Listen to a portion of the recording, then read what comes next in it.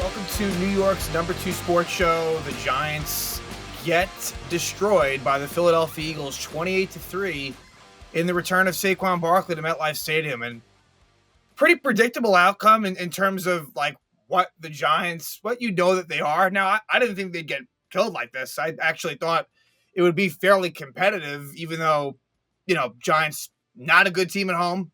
That's been a thing for years. Not good against the division, especially the Eagles. We know that. And so the Giants dropped to 2-5. They're 0-4 at MetLife Stadium. I believe they only have one touchdown in their 4 home games so far this season. And Daniel Jones was actually benched somewhat early in the fourth quarter. Now, it's somewhat score-related. I mean, they were losing 28-3, so if it were closer, I don't believe that would have happened, but it's certainly a storyline coming out of this game. And look, I think it's not a matter of Drew Lock or Tommy DeVito being better than Daniel Jones, because that's simply likely not the case. I don't have a whole lot of faith in either of them. It's just change for change's sake and a changing of the guard that will probably happen sooner than later. All indications are, based on the way Brian Dable was talking post-game, Daniel Jones will be the starter next week on Monday Night Football at the Pittsburgh Steelers. But, it may not be for much longer. And it's not going to change results. It's more of just a matter of, again, optics and like moving forward, Daniel Jones no longer being the quarterback, but it's well beyond that. And Andrew Thomas getting hurt was huge. And you felt that. I mean, the Eagles had 8 sacks, 7 of Daniel Jones, 1 of Drew Lock.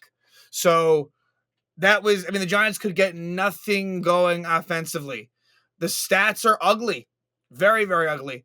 They were only able to muster up 119 total yards and only 43 passing as a team. Now, Daniel Jones is 14 for 21 for 99 yards, which is bad in and of itself.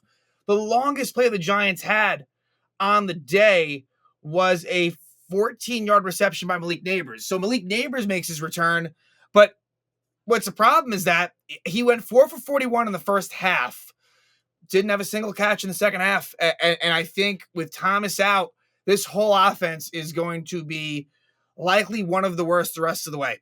No way around it.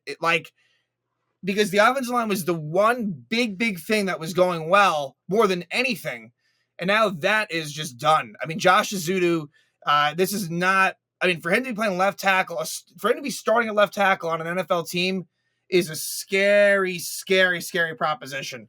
It really, really is. But shifting to the Eagles real quick, Saquon Barkley, he, I believe, was 14 yards shy, I think is what he ended up, of his best single game rushing, his best, I think 190 was the highest mark that he had as a Giant in a single game. This game, he goes 17 for 176. And look, it was kind of classic Saquon in the sense of, just big chunk, it wasn't okay, 5 yards here, 7 yards there, 10 yards. No, it was big plays, which this is not about. And look, here's the thing. Saquon Barkley, there's a lot to kind of consider here. First off, for me, I was not a fan of the Saquon Barkley draft pick, and it's nothing against him. It was never a good fit. It's never wise to draft a running back number 2 overall in a draft. Just not. It's not smart. And Dave Gettleman, he's made a lot of bad moves. That was one of his worst. But that's nothing to do with how Saquon Barkley is as a player. He's one of the most talented running backs in the game. Very injury prone for sure, but he's a really good running back. I would never question that. And it makes more sense for them to be on the Eagles. Now, look, do I think they gave him a contract that maybe was more than ideal? Yeah. But the way the Eagles are built, it's kind of a good fit for them. It really is. They have a lot of other good pieces on that offense, and they probably, could have and did use an improvement at running back in Saquon Barkley, and he's been healthy. Now, look, he had one really, really bad moment against the Falcons on Monday Night Football in Week 2 that pretty much cost the Eagles the game. Other than that, from afar, looks like he's doing a good job. And again, it's got to feel good for Saquon to come back to MetLife Stadium, put up this type of game. He gets a touchdown. Didn't do much like receiving. He was wide open actually on one play later. Like I can't remember which touchdown drive it was for the Eagles. It was either the one that made it 21-3 or the one that made it 28-3. One of the two. Might have been 21-3. But either way, Saquon was running like crazy. I mean, and his longest run was 55 yards, but there was a couple, we'll get into it, a couple other big ones too, like at least a couple of, he might have had 2 or 3 runs of at least 30 yards. And it helps when you do have an offensive line that really was doing a good job of providing the holes. That was really a big difference in this game, was the Eagles' ability to run and the Giants' ineffectiveness in doing so on their end. Devin Singletary returned, but it was really Tyrone Tracy Jr. He still was the leader of the pack, if you will, but just not a whole lot of success for anyone on the ground. And as I mentioned before, the passing game was nothing. This was an anemic, listless effort by the Giant offense. As far as the Giant defense was concerned, they hung in there for a while, but the problem with them is a couple of really, really big plays against Saquon Barkley being, a big one and his big playability that killed him. But then also what comes to mind is the A.J. Brown 4th down conversion, 40, I guess what was it, a 41-yard touchdown against Nick McLeod one-on-one. I do not understand for the life of me why they did that. Cordell Flott was out of the game at that point. Now, Cordell Flott left the game with a groin injury. Cordell Flott's actually been pretty decent lately. I haven't brought him up, but for someone who, has not had the great, this is what, year 3? There's been injuries and ineffectiveness, but Cordell Flott's actually kind of settled in and done a nice job.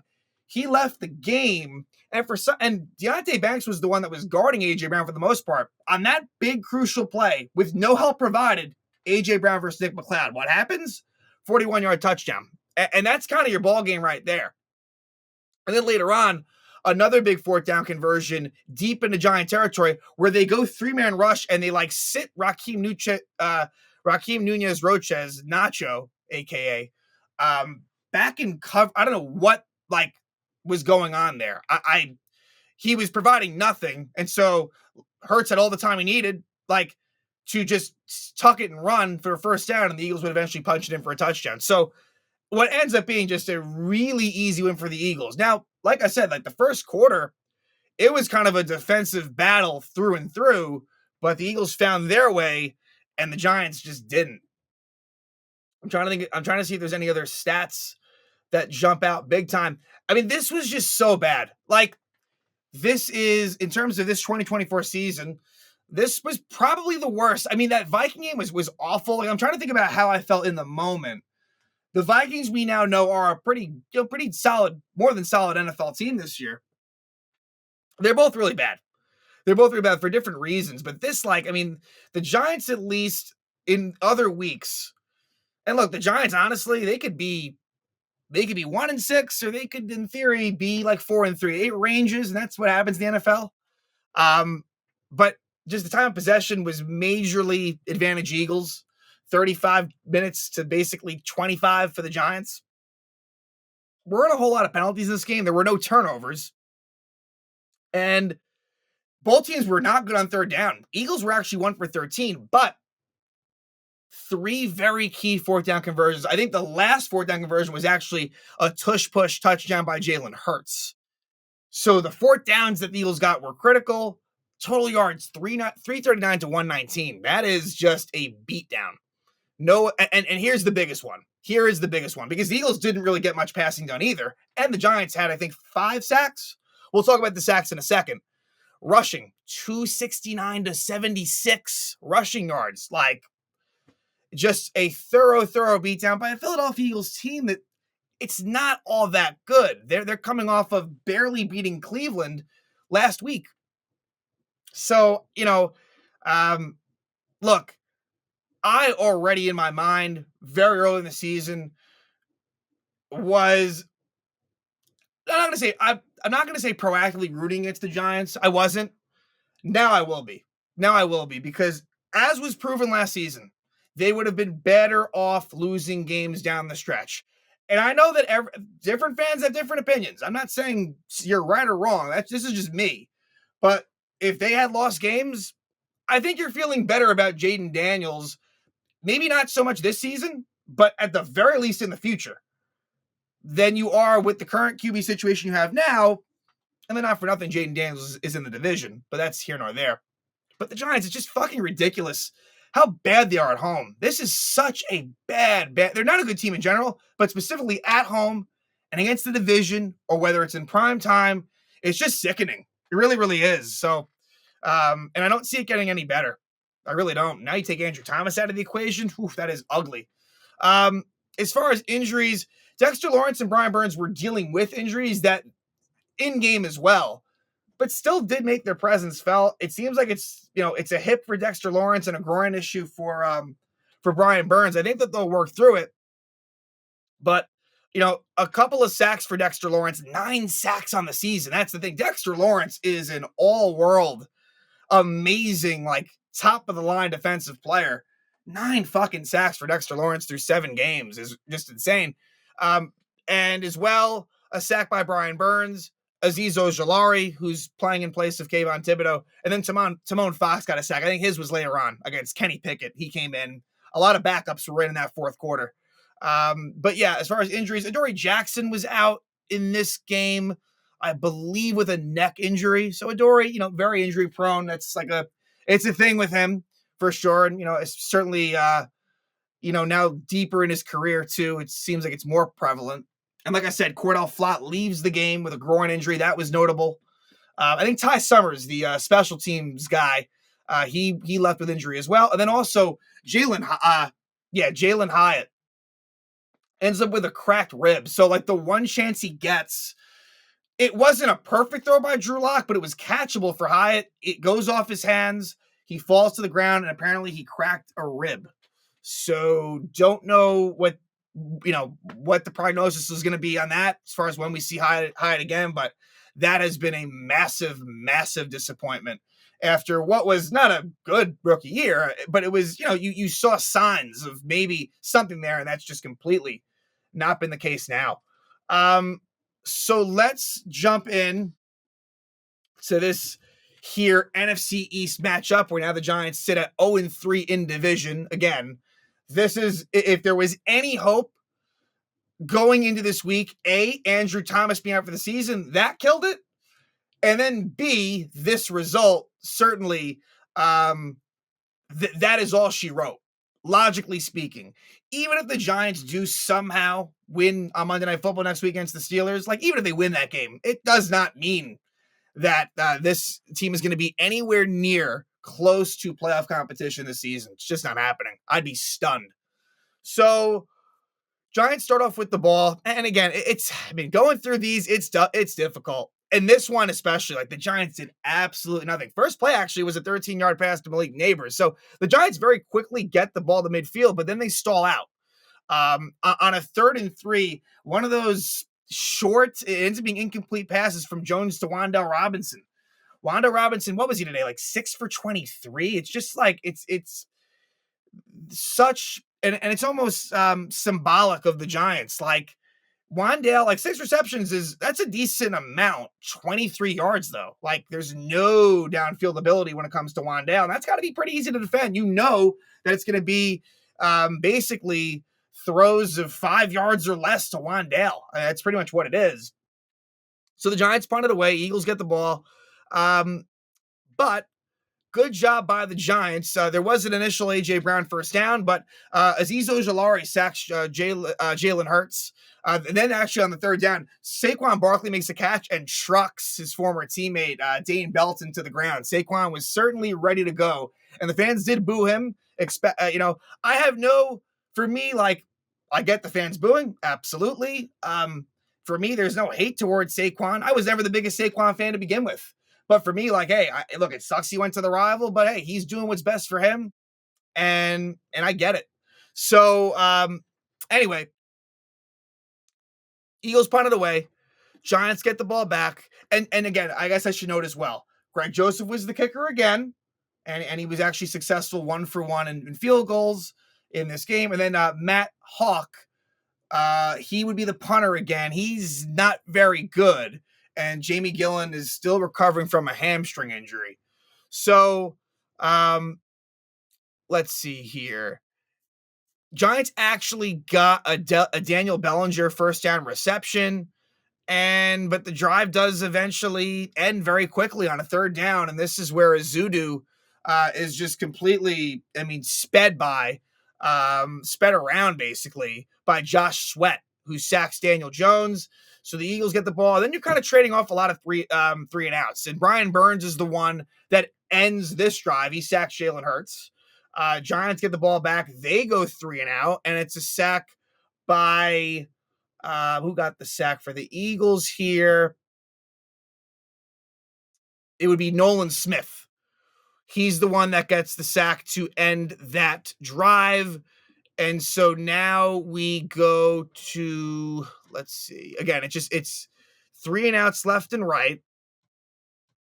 And the Eagles, they move the ball on this drive a bit, but ultimately, Dexter Lawrence is able to sack Jalen Hurts and put an end to the drive. And now we're going towards the second quarter at this point. AJ Brown is kind of, I mean, Devontae Smith does nothing in this game, but AJ Brown does make his presence felt. Dallas Goedert was also out for the Eagles, I believe, a hamstring injury. And I'm not sure if I had mentioned it yet. I don't think I did. Jordan Mailata, the left tackle for the Eagles, he was out with a hamstring injury. So it's not as if, I mean, look, Andrew Thomas is a much bigger loss for the Giants, but it's not as if the Eagles didn't have key injuries on their side either. Darius Slay, their top corner, he was in and out with a knee issue. So they're not exactly healthy either. We go to the second quarter. Darius Slayton makes his one catch of the game. With Malik Neighbors back, his role is very much decreased. And, again, you saw a couple of drops by Slayton and Wan'Dale Robinson. That's a bit of an issue. But here, just not a whole lot going. Nakobe Dean sacks Daniel Jones, and the Giants are never really able to recover from that. And the Eagles get the ball back, and they get a touchdown drive. So they start the drive with 11:30 left in the second quarter. And at this point, as I've kind of mentioned it's basically even to this point. Maybe a slight edge to the Eagles, but really, honestly, kind of just you're not sure when there's going to be any type of scoring. And what ends up happening is Saquon Barkley gets a 55-yard run to really set a tone for the Eagles. And then eventually on second and goal at the 3, Saquon Barkley is pushed into the end zone. Very fitting that he gets the first touchdown of the game and the first big play of the game. And it gives the Philadelphia Eagles a 7-0 lead right there. And then how do the Giants respond? They go three and out. Because why not? Including an ineligible man downfield on John Michael Schmitz. That's been an issue for the Giants. They've been called on that a good bunch. And that prevented what would have been a Darius Slayton first down. And then the drive ends, of course, on a sack. Bryce Huff, the former Jet, sacks Daniel Jones. Eagles get the ball back, and they score again. And a lot of Kenneth Gainwell on this drive. But it leads to a 4th and 3 at the Giant 41. And the Eagles go for it. And the play before Cordell Flock gets hurt, Nick McLeod comes in, and it's A.J. Brown versus Nick McLeod one-on-one. And what do the Eagles do? Very smartly take advantage of that matchup as Hurts throws a 41-yard touchdown down the left side deep. And that makes it 14-0 Eagles. Right then and there, you kind of feel as if it's basically over. But the Giants had a little bit of juice at the end of the half. Not on the next drive, though. They would go three and out, and there would be a sack as well. Jalen Carter sacks Daniel Jones. Then the Eagles, they have a three and out as well with a sack by Dexter Lawrence. There was 9 sacks combined in the first half of this game, which I think was the most sacks in a game in the first half since Giants-Bears in 2010, which I believe was a Sunday Night Football game at MetLife Stadium, back when the Giants were actually good. So then the Giants are able to get the one drive where they score. It's a 10-play, 39-yard drive, and it involves some third down conversions, but it's really not pretty at all. I mean, there was a play where Daniel Jones goes out of bounds where he could have had the first down, and that ends up causing the Giants to call one more timeout than was needed, because on 3rd and 1, they do a QB sneak, and then the Giants call their second timeout. Just not great there. Then the Giants have an opportunity. 1st and 10 at the Eagles 16 after a Malik Neighbors 14-yard catch, which was the biggest play of the fucking game for the Giants. And then the Giants spiked the ball at 2nd and 4 to make it 3rd and 4. I didn't totally agree with that, knowing that was the last, like the Giants had no timeouts left at that point. It put them in a bit of a bind, but on 3rd and 4 at the 10, it appeared as if the Giants had a touchdown. Daniel Jones to Theo Johnson for 10 yards. However, they call offensive pass interference on Theo Johnson. I wish I could have seen a better replay on that one. It looked like he did push off, but not overly aggressive with that. So I don't know how I feel on that one. It wouldn't have mattered in terms of the result, but it could have cut it to 14-7. Instead, pushing back 5 yards, and Greg Joseph kicks a 38-yard field goal at the end of the first half to make it 14-3. There were some fans that were upset that they didn't try to do something there, but on 3rd and 14 at the 20, with 9 seconds left, there's a lot more bad than good that could honestly happen in that situation. So I was totally fine with going for the 3 there. Eagles get the ball out of the half, and the Giants do get a 3 and out on defense. However, the Giants then they come back and they go 3 and out. And like that was where it was Daniel Jones to Wan'Dale Robinson incomplete. And it was not an easy catch by Wan'Dale, but one that was certainly makeable. And then the Eagles get the ball back and they get a touchdown. A.J. Brown with a 15-yard catch. Saquon Barkley with a 38-yard run. Saquon, he had a big, I think he might have I think Trey Hawkins might have gotten hurt on a Saquon Barkley run, just punishing stuff from Saquon. And then it's that 4th and 2 at the 5 I was talking about. I think the 3rd and 2 at the 5 was the one where Hurts had Saquon open and just didn't see him. 4th and 2 at the 5 is where it's a 3-man rush. Hurts has all day long, sits in the pocket, eventually steps up and is able to rush for 4 yards and get that first down. And ultimately, on a 2nd and goal at the 1, it's a Philly tush push for Jalen Hurts, a 1-yard touchdown run to make it 21-3. Then the Giants on their next drive, it's a lot of Tyrone Tracy Jr., and he actually looked all right on it, but then Jalen Carter sacks Daniel Jones, and they are unable to recover. Nakobe Dean sacks Jones as well. Total mess for the Giants, and the Eagles cap it off at the end of the 3rd quarter going into the 4th quarter. It's a 41-yard run for Saquon Barkley. So again, like 3 massive runs for Saquon. Jalen Hurts with a scramble on a 3rd and 7 to get a first down. This was a play where I think this was the play where Deonte Banks kind of pulls up. That wasn't a great look for Deonte Banks. We've kind of seen some things like that this season where there's probably a little more effort that can be provided by Banks.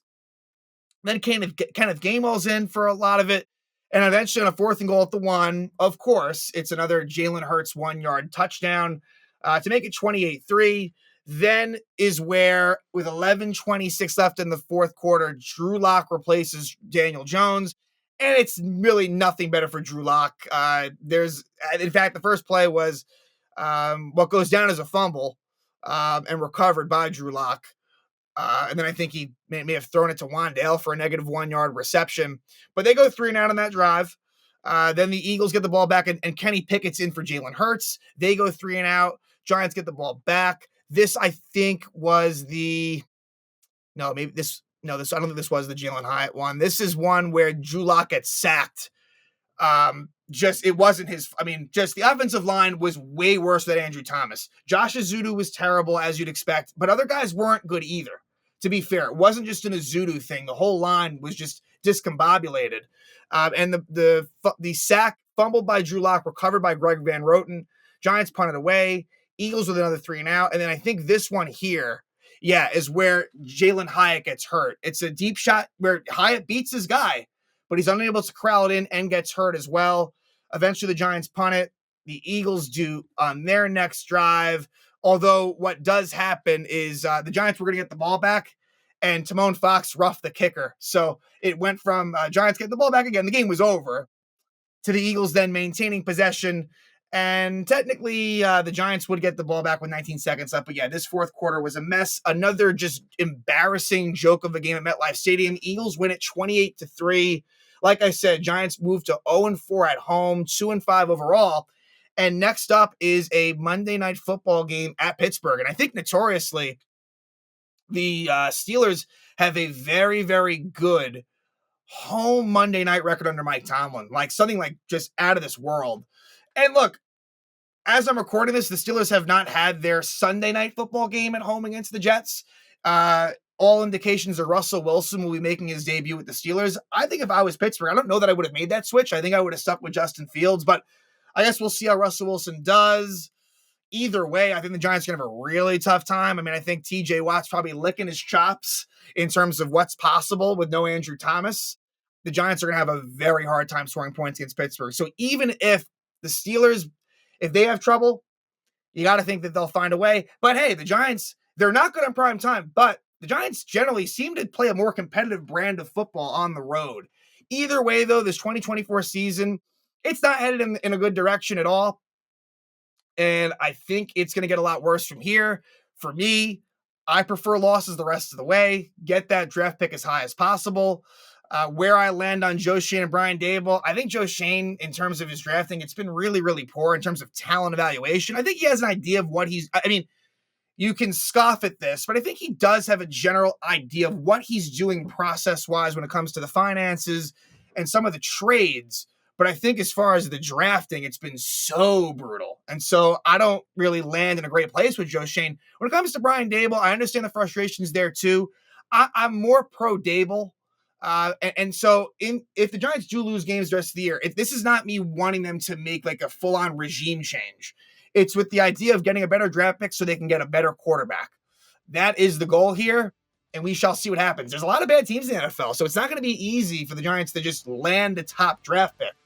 And we know how the Giants operate. When you don't want them to win, at least in my case, in recent years, they find ways to do it. And so, I mean, there's still 10 games to go. A lot of time left, and we'll see what happens. But, yeah, just embarrassment. A listless effort in Saquon Barkley's return to MetLife Stadium. He absolutely runs roughshod over the New York Giants. And the Philadelphia Eagles win 28-3 against the Giants. The Giants will now head on the road to take on the Pittsburgh Steelers on Monday Night Football.